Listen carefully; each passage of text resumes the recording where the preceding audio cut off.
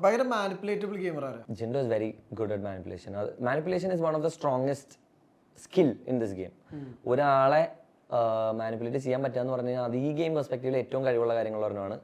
Real ലൈഫിൽ അത് negative ആയിരിക്കാം, പക്ഷേ ഗെയിം പെർസ്പെക്റ്റീവിൽ it's a very strong skill. ഗബ്രിക്ക് എത്ര മാർക്ക് കൊടുക്കും മാനിപ്പുലേറ്റ് ചെയ്യാൻ പറ്റുന്നെങ്കിൽ? ഐ വുഡ് സേ, എനിക്ക് പറയാൻ താല്പര്യമുള്ളത് സത്യമാണോ അറിയില്ല, എന്നെ മാനിപ്പുലേറ്റ് ചെയ്യാൻ പാടാ. ഗബ്രി മാനിപ്പുലേഷനിൽ എത്ര മാർക്ക് കൊടുക്കും? എനിക്കോ? ഞാൻ മാനിപ്പുലേഷൻ ചെയ്യാൻ ശ്രമിച്ചാൽ പോലും ഒരു ലെവല് മാനിപ്പുലേഷനാണ് ചെയ്യുള്ളൂ. അത് സിമ്പിളായിട്ട് ഞാൻ പറഞ്ഞു കഴിഞ്ഞാൽ, ജാസ്മിൻ പവർ റൂമിലേക്ക് കയറിയ സമയത്ത് ഞാൻ അവിടെ മാനിപ്പുലേഷൻ ചെയ്യാൻ ഉദ്ദേശിച്ചിട്ടുള്ള അല്ലെങ്കിൽ ചെയ്തിട്ടുള്ള ഒരാൾ നിഷാനെ. ആ ടീം മീറ്റിങ്ങിൽ ഞാൻ മാനിപ്പുലേഷൻ ഒന്നും ചെയ്തിട്ടില്ല. ടീം മീറ്റിങ്ങിൽ ഞാൻ കൃത്യമായിട്ടുള്ള പോയിന്റ്സ് പറഞ്ഞു. ഓൾറെഡി യമുന ചേച്ചിയും ജാസ്മിൻ തന്നെയായിരുന്നു അവരുടെ മനസ്സിൽ. നിഷാനെയായിരുന്നു ഡിസൈഡിങ് വോട്ട്. നിഷാനെയായിരുന്നു കയ്യലപ്പുറത്തിരിക്കണ തേങ്ങ. അതെങ്ങോട്ട് വീഴണം എന്നുള്ളത് തീരുമാനിച്ചത് ഞാനാണ്. അതും മാനിപ്പുലേഷൻ ഒന്നുമല്ല ഞാൻ ചെയ്തത്. ജാസ്മിന് ചെയ്യണമെന്നൊന്നും ഞാൻ പറഞ്ഞിട്ടില്ല. ഞാൻ പറഞ്ഞത്, നിഷാന, നിങ്ങൾ ഇരിക്കുന്ന പൊസിഷനിലേക്കാണ് നിങ്ങൾ ഒരാളെ കൊണ്ടുവരാൻ പോകുന്നത്, മേക്ക് എ വൈസ് ചോയ്സ്. ഇത്രേ പറഞ്ഞിട്ടുള്ളൂ. ആദ്യം സിജോന്റെ പേര് പറഞ്ഞു നിഷാന, പിന്നെ ജാസ്മിന്റെ പേര് പറഞ്ഞു. If that is manipulation, I would say that's a 10. Good leader ആരാ? Good leader Apsara is a good leader. Apsara നല്ല ലീഡറാണ്. അതുപോലെ തന്നെ നല്ലൊരു ലീഡറായിട്ട് എനിക്ക് ഫീൽ ചെയ്തിട്ടുള്ളത് Sijo could be a good leader. I haven't മറ്റേ ഭയങ്കരമായിട്ട് ഞാൻ അവൻ്റെ ക്യാപ്റ്റൻസി ഒന്നും അവസരം കിട്ടിയില്ല, പക്ഷേ he could be a good leader. Sreethu is a good leader. മൈന ഗെയിം എങ്ങനെ അണ്ടർസ്റ്റാൻഡ് ചെയ്ത് കളിക്കുന്നതാരാ? ജിൻഡോ ചേട്ടൻ. He have A clear cut image of the game. അത് പുള്ളിയുടെ ഗെയിം എനിക്ക് ഒട്ടും ഇഷ്ടമല്ല. പേഴ്സണലി ഞാൻ ഓപ്പണായിട്ട് പറയാം, എനിക്ക് പുള്ളിയുടെ ഗെയിം ഒട്ടും ഇഷ്ടമല്ല. പുള്ളി കാണിക്കുന്ന രീതികളോ പറയുന്ന കാര്യങ്ങളോ ഒക്കെ എത്രത്തോളം പുറത്ത് വന്നിട്ടുണ്ട്, എങ്ങനെയാണ് ഈ പുറത്തുള്ളതെന്നൊന്നും എനിക്ക് അറിയേണ്ട ആവശ്യമേ ഇല്ല. പക്ഷേ ഞാൻ കണ്ടിട്ടുള്ളത് it's a very not my type game. എനിക്ക് ആ സാധനം പറ്റില്ല. അതായത് പുള്ളി എന്തും ചെയ്യാൻ മടിയില്ലാത്ത ആളാണ് ഗെയിമിന് വേണ്ടിയിട്ട്. That's a very good quality. Game പെർസ്പെക്റ്റീവിൽ ദാറ്റ്സ് ദ ബെസ്റ്റ് തിങ്. പക്ഷേ പേഴ്സണൽ ചോയ്സിൽ I would never say I agree with him. പക്ഷേ ഇറ്റ്സ് എ ഗുഡ് ഗെയിമർ. ഈ സ്റ്റിക്കർ ഒട്ടിക്കാൻ പോയപ്പോ ജിൻഡോയുടെ മേത്ത് സ്റ്റിക്കർ ഒട്ടിക്കാൻ അതൊക്കെ ട്രിഗർ ചെയ്യാൻ വേണ്ടി പറഞ്ഞത്. അത് വലിയ കാര്യം. അതിൽ മറ്റേ വേറൊരു ഐത്തം പരിപാടികളൊന്നും ആലോചിക്കേണ്ട ആവശ്യമില്ല. അത് കാരണം പിന്നെ അതൊരു ഫ്രഷ് ആയിട്ടുള്ളൊരു ഇൻസിഡന്റ് ആയിരുന്നു. കാരണം ഐ ഹവ് ഫെൽറ്റ് അൺകംഫർട്ടബിൾ. നമുക്ക് അത് പല കാരണങ്ങൾ കൊണ്ട് തോന്നാം. പുള്ളി അത് ചിലപ്പോൾ ഉദ്ദേശിച്ചിട്ടുണ്ടാവില്ല. പക്ഷെ പുള്ളി ഞാനും തമ്മിലുള്ള ഒരു ദേഷ്യം അല്ലെങ്കിൽ ആ ഒരു പരിപാടിയുടെ ഇടയിൽ നമുക്ക് ചിലപ്പോൾ നമ്മുടെ ദേഹത്തോട് നമുക്ക് ഇഷ്ടപ്പെടില്ല. അതുകൊണ്ട് പിന്നെ പുള്ളിക്കെതിരെ എടുത്ത് പുള്ളി ഉപയോഗിക്കുന്ന രീതിയിൽ തന്നെ നമുക്ക് പുള്ളിക്കെതിരെ എടുത്ത് ഉപയോഗിക്കാം. ഇതൊക്കെ പെർസ്പെക്റ്റീവുകളാണ് ഞാൻ പറയണം. അങ്ങനെയും ചിന്തിക്കാം. അപ്പോൾ പിന്നെ ആ തൊട്ടു എന്നുള്ള ഇൻസിഡന്റ് ഫ്രഷ് ആയിട്ട് നിൽക്കുമ്പോഴാണ് ഈ ടാസ്ക് വരുന്നത്. ആ ടാസ്കിൽ പുള്ളി എന്നെ അത്രയും ഇത് പറയുമ്പോൾ, കുറ്റം പറയുമ്പോൾ ഓട്ടോമാറ്റിക്കായിട്ട് എനിക്ക് പുള്ളിനെ തിരിച്ച് ട്രിഗർ ചെയ്യാൻ കിട്ടുന്ന ഒരു അവസരത്തിൽ ഞാൻ ട്രിഗർ ചെയ്യുമല്ലോ. അത്രേ ഉള്ളൂ. അതിന് അത്രയും സിമ്പിൾ ആയിട്ട് കണ്ടാൽ മതി. അതിൽ ഞാൻ ഐത്തം പരിപാടികളൊന്നും നോക്കിയിട്ടില്ല. അലക്ക് ടാസ്കിൽ സംഭവിച്ചതോ? അലക്ക് ടാസ്കിൽ എന്താ രണ്ടുപേരും കൂടെ ജഗടായല്ലോ. അലക്ക് ടാസ്കില്ല, മറ്റേ ഡ്രസ് അലക്കി അയൺ ചെയ്ത്.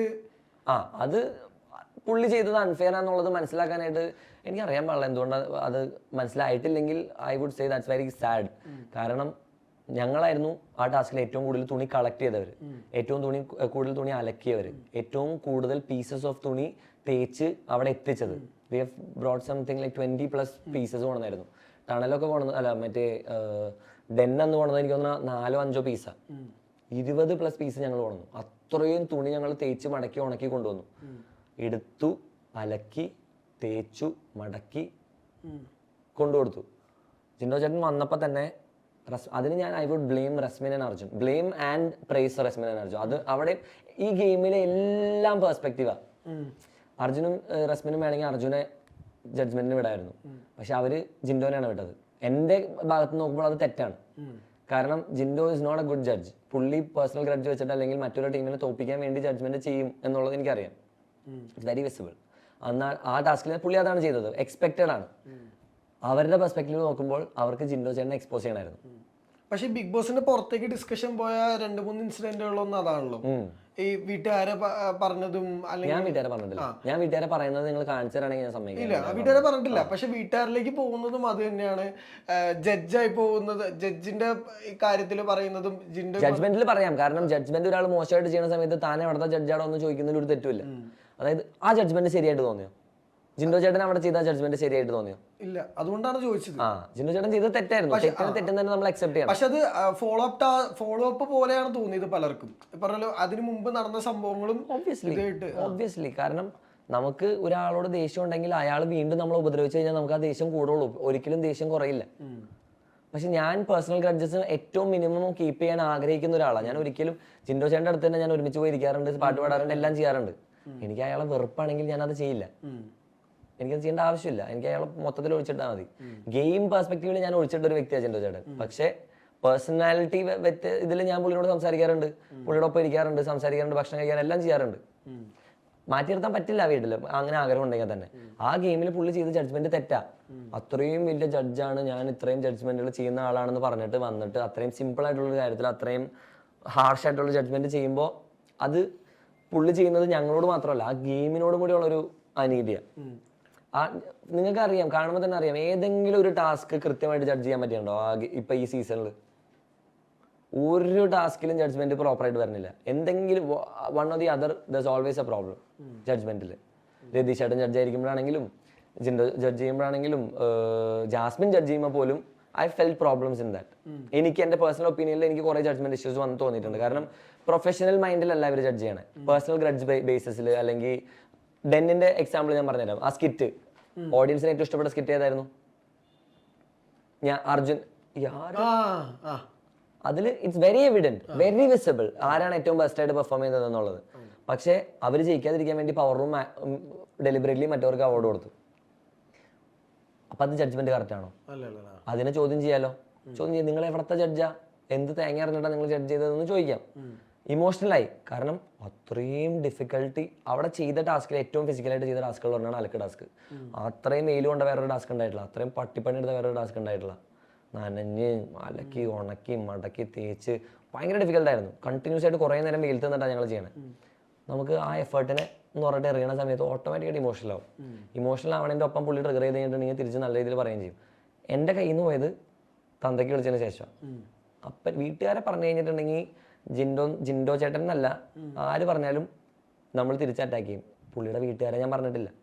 എനിക്ക് വേണമെങ്കിൽ ഇങ്ങോട്ട് വിളിക്കുമ്പോൾ അപ്പം തന്നെ തിരിച്ച് പറയാം. ഞാൻ എടുത്ത് പറയുകയും ചെയ്തു, എനിക്ക് വേണമെങ്കിൽ തിരിച്ചു വിളിക്കാൻ അറിയാൻ പാടില്ലാഞ്ഞിട്ടല്ല, പക്ഷേ എൻ്റെ മര്യാദയ്ക്ക് നിങ്ങളുടെ വീട്ടുകാരെ ഇതിൽ കൊണ്ടുവരേണ്ട ആവശ്യമില്ലാത്തതുകൊണ്ടാണ് ഞാൻ കൊണ്ടുവരാത്തത് എന്ന് ഞാൻ പറഞ്ഞു. തെറി ഞാൻ വിളിച്ചിട്ടുണ്ടെങ്കിൽ പുള്ളിനെ വിളിച്ചത്. അത് ഇമോഷന്റെ പുറത്ത് അപ്പം പറയുന്ന കാര്യം. ടൈം പാസ് ഗെയിമർ ആരാ? ചുമ്മാ ചുമ്മാ വെറുതെ എന്തൊക്കെയോ ചെയ്യുന്നു, എന്തൊക്കെയോ പോകുന്നു. ടൈം പാസ് ഗെയിമറായിട്ട് എനിക്ക് തോന്നിയിട്ടുള്ള ആൾ ജാൻമണിയാണ്. Jaanmoni have never played the ഗെയിമേ കളിച്ചിട്ടില്ല. ഞാൻ അറ്റ്ലീസ്റ്റ് താല്പര്യമില്ലെങ്കിലും ഐ ഹവ് ഡൺ സംതിങ്. അതായത് ബിഹേവ് ചെയ്യുമ്പോൾ അത് ഒരു ഗെയിമായിട്ട് വേണമെങ്കിൽ കൺസിഡർ ചെയ്യാം.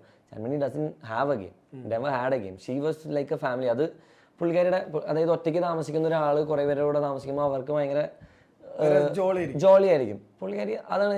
ആരാ ഈ വീടിന്റെ രാജകുമാരി ആരാ എന്ന് ചോദിക്കുന്ന സമയത്ത് അത് ഭയങ്കര സ്വീറ്റാ. അതായത് അവരെ സംബന്ധിച്ച് it's not a game, it's a family. പുള്ളിക്കാരിക്ക് ജീവിതത്തിൽ ഉണ്ടാവാതിരുന്ന അല്ലെങ്കിൽ ഒരുപാട് നാളായിട്ട് മിസ് ചെയ്തിരുന്ന ഒരു കുടുംബമായിരുന്നു അത്. She have enjoyed the maximum. She have never played the game.